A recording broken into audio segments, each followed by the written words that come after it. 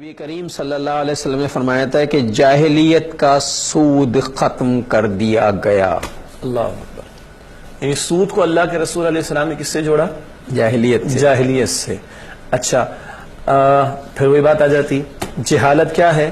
اللہ کے حکم کے مقابلے میں کھڑا ہونا. اب آپ مجھے اجازت دیجئے میں قرآن کی 2 آیتیں تو پہلے آپ کے سامنے پیش کر دوں. بہت اہم بات ہے. سورہ البقرہ کی آیت نمبر 278 اور 79. البقرہ 278 اور 279. اللہ تعالیٰ فرماتے ہیں یا ایھا الذین آمنوا اتقوا اللہ، خطاب ایمان والوں سے، اے ایمان والو اللہ کا تقوی اختیار کرو. وذروا ما بقی من الربا، اور ربا میں سے جو کچھ رہ گیا، سود انٹرسٹ جو بھی کہیں، اس کو چھوڑ دو. ان کنتم مؤمنین، اگر تم ایمان والے ہو.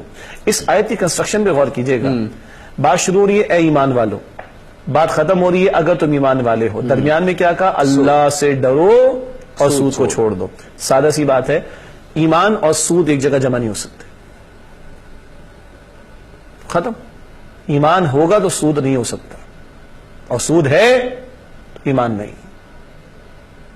یہ آیت پڑھ لیں، البقرہ کی آیت نمبر 278 ہے. کوئی لفاظی میں نے آپ کے سامنے نہیں کی، ترجمہ رکھا، ترجمے سے ایک حاصل آپ کے سامنے رکھا. اور اگلے الفاظ فَإِن لَمْ تَفْعَلُوا فَأَذَنُوا بِحَرْبٍ مِّنَ اللَّهِ وَرَسُولِهِ. اگر سود خوری کو نہیں چھوڑتے، سود کے معاملات کو نہیں چھوڑتے، سود کے لین دین کو نہیں چھوڑتے، تو آگاہ ہو جاؤ اللہ اور اس کے رسول سے جنگ کے لیے.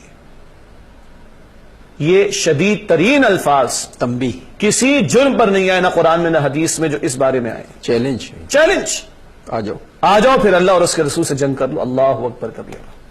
یہ صرف ترجمہ بھی رکھا. اس کا مطلب یہ ہے کہ سود کوئی بہت ہی خوفناک چیز ہے. ایسی ویسی نماز پر یہ الفاظ نہیں آیا، تم نے اگر نماز ضائع کی تو بہت کچھ آیا، یہ نہیں آیا. زکوٰۃ پر نہیں آیا، روزے پر نہیں آیا، حج پر نہیں آیا، وعدے پر نہیں آیا، امانت کی خیانت پر نہیں آیا، اس پر آیا. اور جاہلیت سے جوڑا رسول اکرم. جاہلیت تو زمانے جاہلیت کا دور تو تباہی کا دور تھا نا. انسانیت تو وہ نظروں سے دور ہو چکی تھی. جہالت ہی کہیں گے اس کو.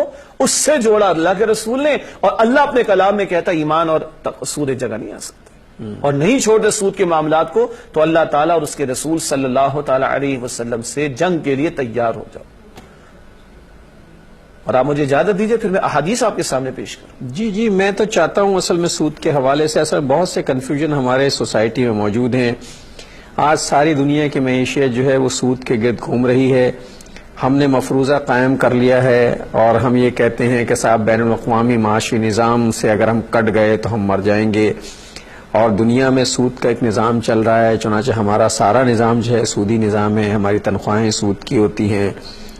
اب ہم صرف نام بدل دیتے ہیں، کبھی اسے سروس چارجز کہہ دیتے ہیں، کبھی اسے انٹرسٹ کہہ دیتے ہیں، مارک اپ کہہ دیتے ہیں، کبھی اسے مارک اپ کہہ دیتے ہیں. ہم نام بدل دیتے ہیں. اور اللہ تعالیٰ کی وعید اتنی سخت ہے کہ اللہ تعالیٰ فرماتے ہیں کہ میرے اور رسول کے مقابلے میں آ جاؤ. اب اللہ کے مقابلے میں کون آ سکتا ہے؟ کون کھڑا ہو؟ لیکن ہم بدنصیب کھڑے ہیں اور پوری دنیا کا بیڑا غرق ہوا پڑا ہے. آج جن کو ہم ترقی یافتہ ممالک کہتے ہیں، جو سب سے زیادہ بڑی سو کالڈ سپر پاور ہے، وہ اسی سود کی وجہ سے دنیا کی مقروض ترین قوم ہے زمین پر اس وقت.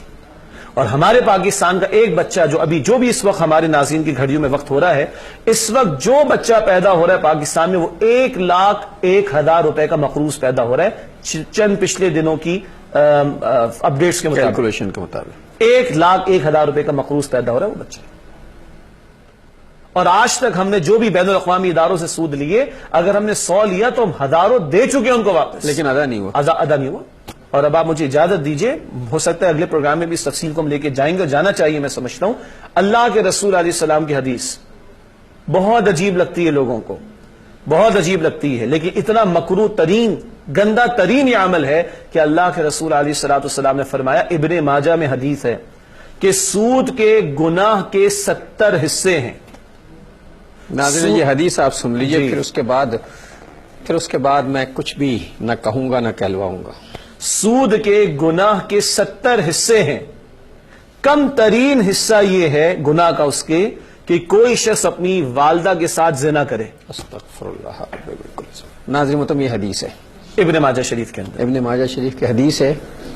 اور اس سے سود کی حرمت یا سود کے حرام ہونے یا سود کے گندے ہونے کے بارے میں جو ہے فیصلہ ہو چکا ہے. اب بھی اگر ہم نہیں مانتے یا اس سب چیزوں کو ہم اپنی عقل کی کسوٹی پر کستے ہیں تو پھر یہ دور جاہلیت ہی کی ایک رسم ہوگی جو کبھی ختم نہیں ہوگی اور ہم کبھی ترقی نہیں کر سکیں گے.